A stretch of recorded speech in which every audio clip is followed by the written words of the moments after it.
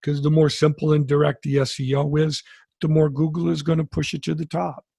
Right. You know, and again, people today don't need more stress. They don't need more work. They need a less. So just show me what I can get. How can I get what I need? You know, it's very simple. Welcome to the Winning E-Commerce Experience Show. And now your host, Shahram Anver.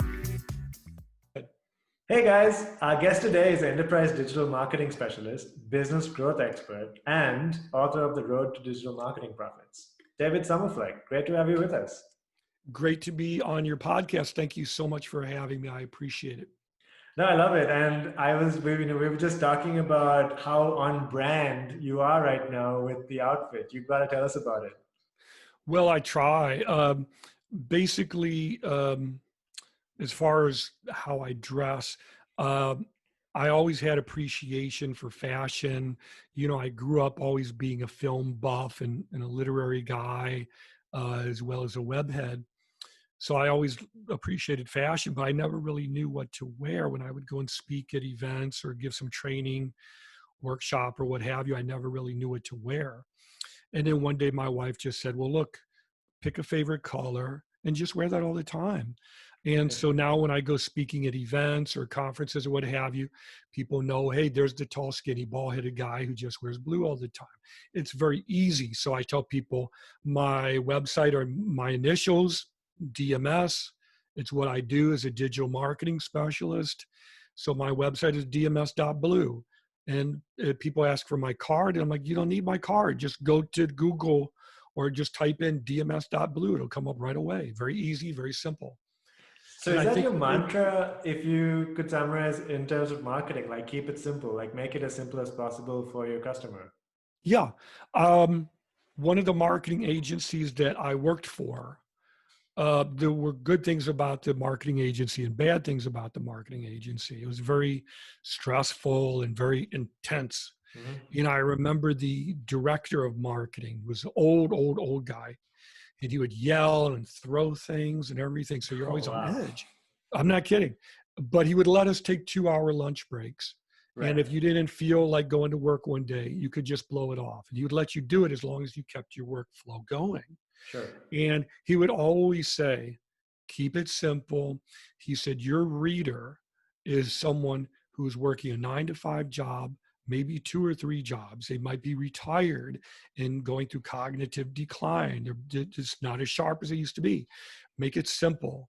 They want to be entertained and they want things explained, but in simple bite-sized chunks. Make it simple so they can do it. Don't be condescending, sure, but make it simple. And I try to do that. I don't always succeed, but I try. No, but what's refreshing about that is I think, as, so-called experts, as like, we all are, we're always talking about and giving out advice. But it's kind of really cool to see that you're actually applying what you just said in your own business. I right? try. I mean, sure, like there's obviously holes we can pick on anything, but like I think that just this point of simplicity is one of the things which isn't given its due credit as much as we should, because it's actually it sounds easy, but it's actually probably one of the hardest things to do, to condense what you want to tell somebody in a easy to digest maybe sentence or two that makes people get it, right? Well, absolutely. When I was working for different marketing agencies, I would very often have my own side hustle. So I would take the clients that the agency didn't want. Mm-hmm. As we well know, I mean, if you're working for a large or even mid-level marketing agency, a client who comes around and says, well, their budget is $2,000 or $3,000, it's not worth the time and effort for the agency. Sure. But for one person, sure, I could do that. That's actually probably above what most web developers and SEOs are getting. Mm-hmm. So I would take them on. So when I'm working a full-time job and a part-time job on the side as well, you don't really have time to play around. I'm not studying new musicians. I want musicians that I'm familiar with. I don't have time to go read through specs and look at the programming for why something doesn't work. I just want it to work now so I Mhm. can move on to the next project. Um, so it's the same for developers as well as for writers and business owners. We need things that are going to solve the problem and do it in a short way so we can just get from point A to point B. And where do you find the biggest issues, so to speak, with these small businesses? So someone listening in right now is thinking, okay, I've got my e-commerce site, I'm doing all right, but I hear you. I do want to make my message simpler. Are we talking literally to the home page, like our home page review, where we've got a very easy to understand hook at the top, or like, how do you approach and how do you actually implement the simplicity? Well, let me see. Y- When we talk about simplicity, we're talking about a perspective. So when I talk about simplicity, and you're talking about user experience. Hmm. So it's not just the homepage of the website, although that is what people are going to see first and foremost, isn't it? When I go to Amazon to go shopping, I go to Amazon. I don't go to a specific URL. I don't go to amazon.com/electronics. Yeah. I go to Amazon, I start looking up an external hard drive or something, or some part or something like that. Hmm. So the easier and simpler it is, the greater your um what's the word I'm looking for? The greater your intake. Willingness to buy. Yeah, absolutely. So that goes over with the homepage, but it also goes over to the user experience, which is the menu and the navigation. It also translates into the SEO, because the more simple and direct the SEO is, the more Google is going to push it to the top. Right. Um, you know, and again, people today don't need more stress. They don't need more work. They need a less. So just show me what I can get. How can I get what I need? You know, it's very simple. Right, right. So we talked about like digital marketing side of things on your own homepage, and you're right. Like simplicity can extend to so many parts of your business. I think one of the areas that you like your particular forte is essentially like generating more sales, right? So assuming that, I think most of digital marketing should be outside your property. So perhaps doing ads, or maybe doing, I don't know, outbound email, or it could be inbound blog posts and things like that. Maybe just talk us through how you apply simplicity to those channels. To How do you in think through it? to inbound versus outbound. Yeah, exactly. I mean, I think, sorry, I asked you quite a few questions there in one. So maybe let's start with inbound. So Okay. what we talked about with simplicity was, look, have a very clear message, and, make sure your user experience on your site makes sense so Yeah. that people can understand it. But maybe that same mantra can apply to your blog or anything else that you're doing on inbound. So when you get a client like that, what kind of advice do you give them for their inbound? Right. Well, to be clear, concise, and direct and authentic is possible. And obviously, it's easier said than done. It's much easier for me, as we were discussing before the podcast, it's much easier for me to look at someone else, Hmm. another business owner, and analyze that and find areas of for improvement than it Hmm. is to look at myself. Hmm. Because I look at myself, I can't be objective. I see flaws up and down all over the place. Hmm. I saw Brad Pitt on TV the other day on some Fixer Upper show, and I'm like, oh man, boy, I wish I looked like that. Hmm. You know, I see flaws all over the place, but I'm sure it's that way for everyone. It's very easy to apply what we know is our area of expertise to others than to necessarily apply it to ourselves. But in working with clients, I want to refine, kind of get down to the core offerings. What is it that you really do? And Hmm. why do you do it? Then that will inform who you should be interacting with. And if you talk to most web developers or e-commerce developers, you ask them, well, who is your client? They'll tell you, oh, everybody with money, Right. right? But not everybody with money is going to have it to invest. Not all of them will know what e-commerce is, which is very unfortunate, or want to invest, but know what to use it with. They won't know how to use it in conjunction with SEO and web design and so on. So how do I apply that to inbound marketing is to simplify to the greatest extent that you possibly can what your message is, what your branding is, what your SEO is. So it's difficult, but it can be done, I think. And inbound marketing is basically the ideal consumer coming to you. Of course, sort of like dating. It's much more stressful to go look for the ideal partner you're attracted to and you want to meet than it is to know that you have something to offer and let them come to you. Yeah, that's a nice analogy. Big difference. Now, obviously you have, when it comes to business, you have to be in that position that you can be self-reliant. Right. You should have brought a pizza. Yeah. But, so it depends on this situation, obviously. But inbound, you want to simplify your marketing, your messaging, what you're putting forth into the universe, that it's all branded, it's all on target, that it's all on your message. For example, it would be silly for me to write about something like, could I write about politics and post it on my website? Sure, I could. But my ideal target market are not politicians. They're going to work with people they already know very specifically within a very closed group, unless you're already national. So, So I guess it comes down to having a very clear idea of who your target market is. And it sounds like... And who you are. Right. Yeah, and who you are. Yeah, absolutely. And marrying those two concepts, right? Yeah, I think I could write about small business. I think I could write about enterprise businesses. I could write about restaurants, any type of business and relate it to digital marketing in some capacity.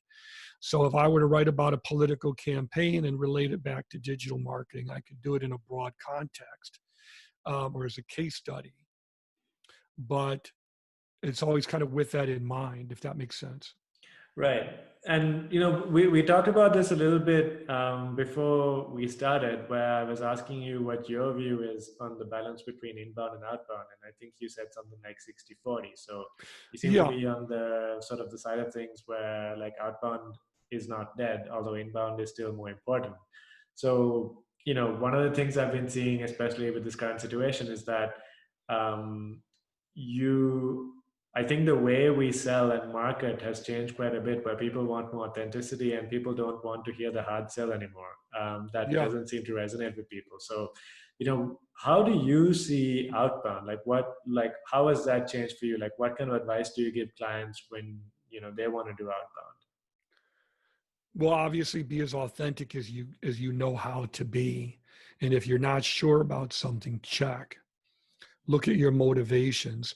Right now is not an appropriate time to be putting ads all over the place for, some kind of something that could smack of desperation or opportunism. It literally, it's like a low blow in boxing. It's like, I don't want to see anything that appeals to the stress or the, they call it the limited quantity or the buy now. Like these artificial constraints to get you to try to buy. Right, yeah. If you're going to do that right now, I'm not interested.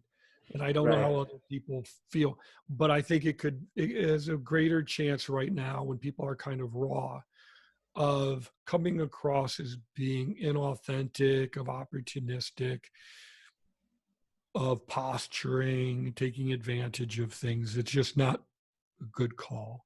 Like mocking people who are sick right now. It's just not a good call. Tone deaf. Right. I mean, there were some examples of that I had in my Twitter account, but I can't remember what they were at the moment. I mean, I heard of an instance at a a guest we had a couple of days ago where he talked about how he received an email from someone asking him if he wants to get some office space in New York right now. And he was like, what are you guys talking about? This is the last thing on my mind. Well, So, yeah, exactly. It's like I was getting robocalls right, from my doctor, my general doctor, saying, right. well, you're coming up for your 3-month checkup. You should come in for your 3-month checkup. I got like 4 or 5 of those robocalls. I called the doctor up and I said, look, no offense. You people are always very nice when I come in. I don't want to come in right now. I just don't. Unless I'm shot, or RoboCop comes and beats me up. I don't want to go in right now. I just don't. And if you're clueless, do I need to explain to you what's happening in the world today? Right. It's tone deaf. I actually, right as this thing was happening, I had to, I called another doctor for a prescription refill. They wouldn't do it. They refused to do it. So this is like a really important point, right? Because I think, I've actually thought about this quite a bit because we talked about this, like you have some people who are like those go-getters who may not be the most appropriate right now, but then I think a vast majority of people are probably very reluctant to do any outbound at the risk of sounding like they're being opportunistic. But obviously it sounds like, if there is a potential to do outbound empathetically, you should. But Yeah. what are maybe some tips that people can try just to make sure that they're not doing something to hurt their reputation? Like, could they do like a very small scale test of a certain email just to see, how do you think through this? Yeah, it's walking a tightrope. I wrote a blog post about the need to pivot. Mm-hmm. In Aikido, they have the pivot. Mm-hmm. I'm a tall, skinny guy. I was never that athletic. So in Aikido, you pivot literally to redirect someone else's movement. And so I wrote a blog post about that topic and the relevance to business right now. Mm-hmm.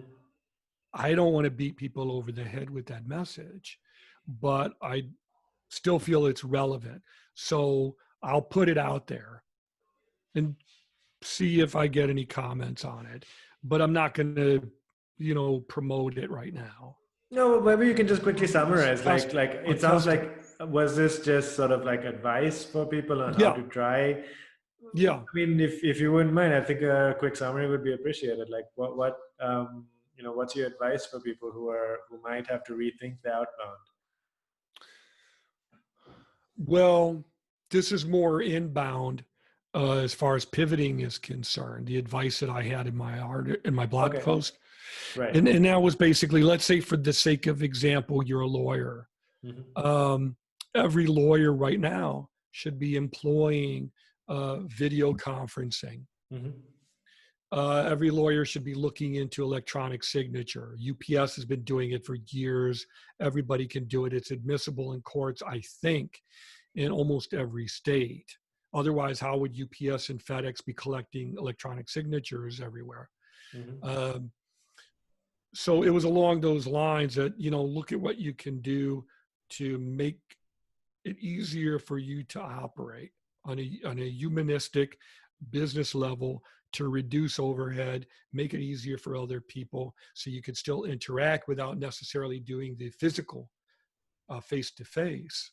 Right. But it's reducing overhead. It's cutting redundant operations. It's using automated procedures and processes more, which is certainly relevant to e-commerce. And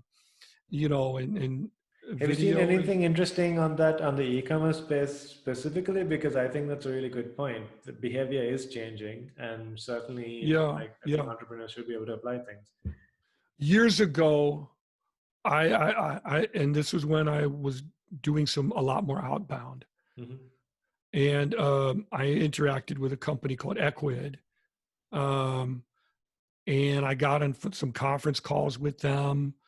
And I should have required payment, but I just felt like, hey, I really like what you guys are doing. Someone there reached out to me for advice. And I said, sure, I'd be happy to schedule some conference calls with you. and I kind of talked about the military organizational mindset that I like to apply to management and marketing plan implementation. Mhm. And so I think that what they're doing is still very organized and still very good. I think they'll still be around and continue to grow exponentially as a company. I don't see Shopify going anywhere anytime soon. Although I feel ambivalent about Shopify. And those are the two ones that come to mind right away. Does that Uh, kind of answer the question? No, I think I was looking more on the side of because essentially you talked about certain trends that you've seen which lawyers can make use of, like with the electronic signatures and things like that, where they're adapting to the times, so to speak. So I was curious if in the e-commerce space you saw anything similar with an e-commerce entrepreneur can do, Mm, which maybe they couldn't do, which it's a pivot, which would make. I have seen small business owners and entrepreneurs using e-commerce in non-traditional methods, such as using e-commerce to charge for consultations. I have a client who's a Mhm. private investigator. She uses e-commerce to charge for consultations, to charge for package investigations, such as a divorce. Um, Right. because you can't just go file a divorce versus an investigation. Information is accumulated, so she has packages that she has using e-commerce for that. And to my knowledge, she's probably the only private investigator doing that in all of That's fine. Colorado. She may be the only one in the entire United States using e-commerce to charge for packages and services. It's extremely non-traditional to use e-commerce for services. Try finding a lawyer who charges using e-commerce for their services. Sure. An accountant, a lawyer, a doctor, who else? A handyman. How many of them use e-commerce to take payment for services? That's Almost true. And none. I was talking Almost about none. this the other day as well, where, concepts like telemedicine have been around for ages. And now suddenly it's a thing, Mhm. right? Like it's almost like this big event, like a disruption event that's suddenly making Yeah. it possible for new industries to crop up, which you never imagined before. And Oh, e-commerce is yeah. clearly in the center. Yeah, when I was talking before about the doctor, I needed the prescription refill. Right. And I said, well, look, my prescription hasn't changed in like 30 years. I've lost a lot of weight. So they said, well, okay. Long story short, they already had the blood work. So they knew everything. I had to get in the car and drive for an hour and a half to get to the doctor because of traffic. So an hour and a half to get to the doctor. I have to wait in the waiting room for like another half hour. The very crowded waiting room. So I'm sitting there very nervous. Everybody's laughing at me because I have the mask on. And so they're literally laughing at me. Mm-hmm. And then I go in and I talk to the doctor. He asks me two questions. He clicks a button. The refill is sent to the pharmacy. Right. I get in the car. I drive for an hour and a half to 2 hours now because of more rush hour traffic to get home. Mm-hmm. I could have done that over the phone. I could have done it by Oh, Skype. online. Fill Yeah. out those questions yourself. Right. Email, Skype, whatever. But because they're not comfortable with it or they don't want to do the work, now you're doing all of this. Whereas the general doctor I have, they said, that's fine. We have our own thing where we're going to do a video conferencing. You can call it telemedicine. For me, it's just video chat. Right. Yeah. Google, I mean, whatever the term is. whatever makes you happy. Skype, Google Hangouts, Zoom. Everybody loves Zoom now. I'm not so crazy about it for different reasons. So there's other ones. There's a million others. Sure. So, we talked about simplicity and keeping your message simple and making sure Yeah. that it's easy to understand. And this is not really specific to e-commerce. I think it's any business should be doing Yes. this anyway. I But agree. I think the second point that we just talked about is very interesting, right? Because especially with the changes in behavior, it looks like a lot of businesses are going to become online. And I think there's a ton of businesses right now who are really hurting because they haven't been online before, and suddenly Yeah. foot traffic is at zero. And so Yes. this is like a really good, I think, moment for anyone, for people listening in right now who are thinking, you know what, that's actually my business. Yeah. Can you think about how you can repackage your service to go online? And maybe if it's a consultation, it can be video, just like what David was saying. But this is a good opportunity for you, would you say? Oh, absolutely.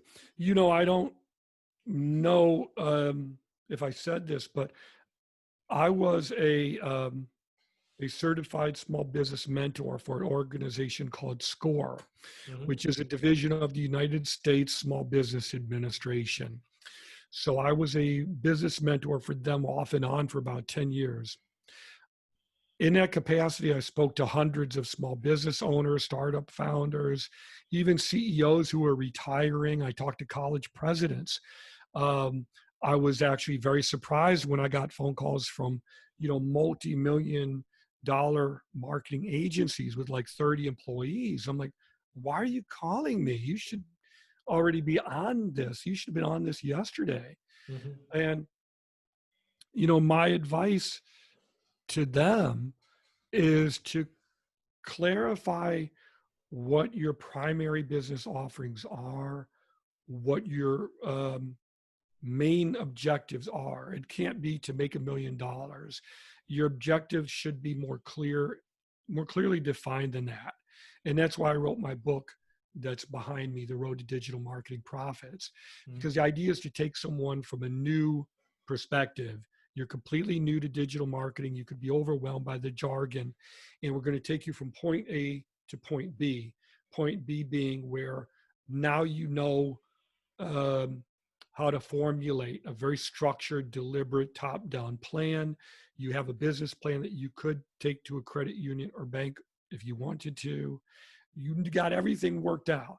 So if you were to call someone like me, now we can talk very seriously. I could read through that and say, here's what I think our budget range should be based on what you've shown me. So for the small business owner, it's really imperative to be crystal clear on what matters to you most. Where does the rubber meets the road? What are you willing to exchange in order to get what you want? It's an old Buddhist trope, if you will, that in order to get to a new level of understanding or insight, you have to be willing to sacrifice what you were before. Yeah, I mean, the way I see it, it's sort of, I mean, I hate to quote Donald Rumsfeld, but, he talked about the whole known knowns, known unknowns, and Yes. unknown knowns. And it sounds like, like if you don't know what the problem is, it's going to be so much harder for you to articulate it to somebody else and get that help that you need. Whereas if you did some research and read up on it, you probably have the tools now to actually dissect what's going on in your business and understand, because essentially a business is about generating profit, but mostly it's by giving value to your customer. Otherwise they're not going to give you any money for the service that you're rendering. Yeah, when I was working with business owners on a daily basis, and in a lot of cases you're talking 3 or 4 phone calls a day, 3 or 4 emails a day. And to do all of that and not get paid is, that's why I would take breaks every couple of months, because I enjoyed doing it. But then it was like, this isn't fun.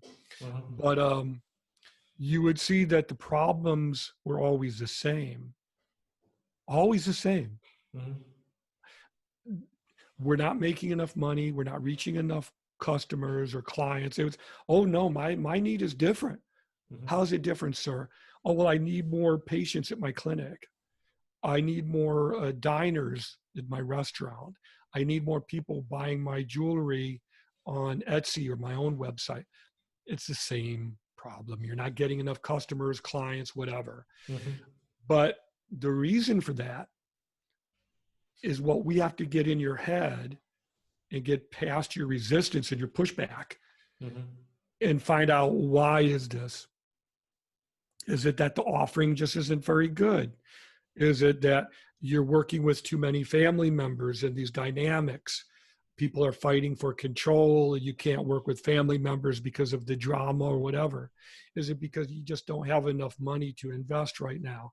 or you do, but you're investing in things that perhaps you should not, Right. right? You're paying too much overhead. You have too many employees that you just don't need, and you could be reinvesting in outbound, or you should be investing in inbound. We don't know. So we have to look at things to find out what the mechanics are. And the small business owner or new business owner has to recognize that generating sustainable profits is a process, not a one and done item that so many people are accustomed to, that, we're so used to, takeout. So do you have a framework that you apply to clients like that, where say, Oh people yeah. listening in, could you maybe just walk us through like a 101 summary of that, where someone listening in could maybe try to apply that and try to understand How I do where, things. yeah, like maybe, from your experience, like what would you say to someone listening in right now who might be saying, you know what, I actually have the same problem and I don't exactly know where I should be spending my focus on. So what does that framework look like? What should they be thinking about? Okay, so keep me on track, because there's two different points here. How would I handle it? And then the flip side of that So is think of it like the business what? owner. Yeah, so think of it like you're speaking to the business owner right now and you're going to give them some generic advice on what areas you think they should be tackling, 1, 2, 3, 4. Like, what's your framework for that? Yeah. When I talk to a business owner, I require, and I don't think it's unrealistic Mm-hmm. or unfair, I require that we have at least 2 or 3 brief consultations to find. The first one is to find out, are they a good fit for me? Mm-hmm. The second consultation is to find out, am I a good fit for them? Mm-hmm. Then the third, the conversation, they're going to have all kinds of questions. Usually, how much money. So let's talk about that first conversation about like, are they a good fit for you? I'm going to make some assumptions here, and you're probably going to see that if this is a problem that you can help with or not, right? Like that's literally, I Right. guess, what you're trying to assess. So what kind of questions do you ask them? So that, because what I'm trying to get at is there somebody, like for people listening in, can they maybe, if you can share some of these questions or the processes that you run through, can they already apply it in their business and see Yeah. which areas need focus? There's an awful lot to unpack. So if I talk to someone, I ask them, how long have you been in business? Mm-hmm. Number one. And I like to do the military band of the hand approach, Mm-hmm. because it's like a SEAL team unit. That's just how I kind of learned how to work with distributed teams, with small marketing teams within larger agencies. So what I ask is, how long have they been in business? If it's less than 5 years, statistically, they're going to be extremely new to small business marketing. I ask, how many employees do you have? If it's less than 5, they may or may not have a pronounced need. They may think they have a need, but they're not sure, or they're sending out feelers. Do they have a physical brick and mortar location? To me, that reflects a higher level of commitment. Have they worked with marketing before? And if so, to what extent? How did that experience go? Because if it was a negative experience, now I have to deal with that. Mm-hmm. If they have no prior experience with digital marketing, why are you doing this now? Why not before? So those are some of the questions that I ask. Who else is involved? What is your perceived timeline? And of course, number one, what are your primary business objectives and how did you arrive at that? So maybe those are some of the questions I that start sounds with. like an important question to start off with, right? So because we talked about sort of the simplicity angle of things, and so maybe anyone in the downturn and seeing maybe having to rethink their business, that could be like a really good question. Like, what are your business objectives? Like, why did you start this business in the first place? What problem And are you why? trying to solve? Yeah, Right? and why? And bear in mind that in that process that I was just outlining, if we have 2 or 3 conversations by Skype or my preferred video format, or even by phone if you're in the US.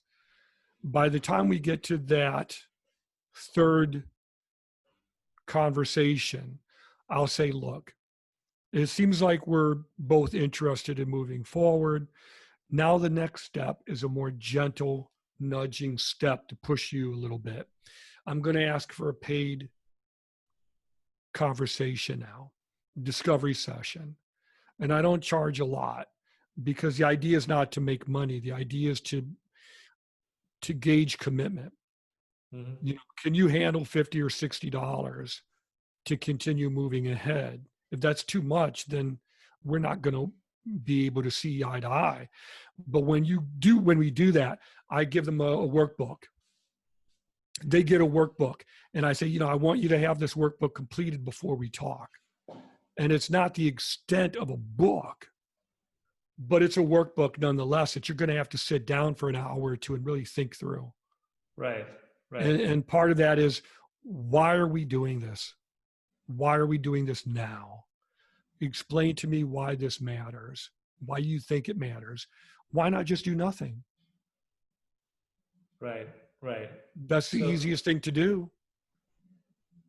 That makes sense. So essentially what you're saying is this is always like a bit of a tough question, because I think it's so subjective to the different customer and their needs, right? So it's a tough one to sort of generalize a little bit. But I think we've got quite a bit to go on here, because these are some very good pieces of advice where really just go back to why you're doing this in the first place, simplify that as much as you can. How would you, again, we've also talked about quite a few topics now. What are maybe the top 3 takeaways for you for a small business owner listening? So like you've done so much work with small businesses, especially now you've done a lot of thinking around how things have changed for them. So for people listening in right now, what are the top 3 takeaways that they should take away from this conversation? I would say the top 3 takeaways would be to bear in mind that whatever your area of interest is, whether it's building your business, building it in a specific way, such as utilizing e-commerce, or if it's even interacting with others and networking, to recognize that what you're doing is going to be, by necessity, a process. Processes take time, they take commitment, they take dedication. Statistically, most businesses will go out of business within 16 months to 3 years, according to the SBA. Now, those businesses that last 5 years or longer have a far greater statistic likelihood of reaching sustainable, regular, recurring profitability. Mm-hmm. So you have to recognize that this is a process. That's number 1. Number 2, I would say to focus in on generating return on investment, ROI, rather than saying, how can I save money right now? Because I totally understand what all businesses are going through right now. But when it comes to marketing and promoting your business and growing it exponentially, when you try to cut corners, you can be severing your nose to spite your face. So it's really important to focus in on how can this generate value to me and my business and help me grow, and take it very seriously, as opposed to saying, I need to find someone on Fiverr or Upwork, and they've got to be super cheap, and they're going to build me a website for $100, and I need e-commerce for $10 or something ridiculous like that just won't help you in the long run. I can't tell you how many things I've purchased from eBay for what I thought was a great price, and then it comes and it breaks the next day or something, Right. So it's the same principle. And the same thing with relationships. You want someone who's going to stick around, that you're going to have a heartfelt relationship with, not someone who's gone next week when things get tough. And marketing is a commitment. I say on my note to life advice. Yeah, I say it on my website. Who do I work with? committed business owners, premium service providers. It doesn't mean that you have to be some lofty character. It means committed and believe that you're premium. Mm-hmm. Otherwise, Yeah. don't talk to me. Because if you think that what you do is below premium, why are we talking? If you don't respect yourself or what you do, why are we talking? Everybody Right. should believe that they're the best that they can be or working toward that goal. And if you're not committed, I don't want to talk to you. Just like Right. dating, you Mhm. know, I mean, it's the same thing. So those are two, that it is a process, not a single item, that you want to Be committed. invest and focus in on value over cheap price. And I would say on a very deep spiritual basis that you really get out what you put in. So the more authentic you are, the closer to your heart that you can get, the better off you'll be. Mhm. And the more people will resonate with you. Everybody loves Gary Vaynerchuk, but if you watch his videos, he says the same thing every time. Mhm. Take internet marketing seriously. That's his message. Every single video, everything he says, everything he produces, everything is the same message. And he makes millions of dollars off saying the same thing every day 1,000 times. And I'm sure he would agree with that. But I think people tune in because they want to see him use expletives. They want to see him get all animated and everything like that. And he's fun to watch, you know. And But he gives very good advice. Like it's very like targeted, and I think like it's like what you said, like someone who's very committed and very authentic to his message. Like it's not. he comes across as being very committed, very authentic, and a premium provider. But the gist of it, the watered down core of what he says, Mhm. is to take internet marketing seriously. Now I is the think- time to invest in Facebook advertising before it gets too expensive. Mhm. Okay, pretty much common sense for most of us. You know, use e-commerce so you can charge for services as well as for downloads and goods and recipes and everything that you do. Well, why I not? think that's a good note to wrap things up. Take internet marketing very seriously. How can people get in touch with you, David? Maybe just walk us through. Very You simply, mentioned your site. very, very simply, go to the little address bar at the type of your web browser and type in dms.blue. Go to Google, type in dms.blue, and I'll pop up right away. Perfect. Very And the simple. website itself is also in blue, which I think is very on brand. Thank you so much, David. It's been a pleasure having you. Thank you so much for having me. I really appreciate it.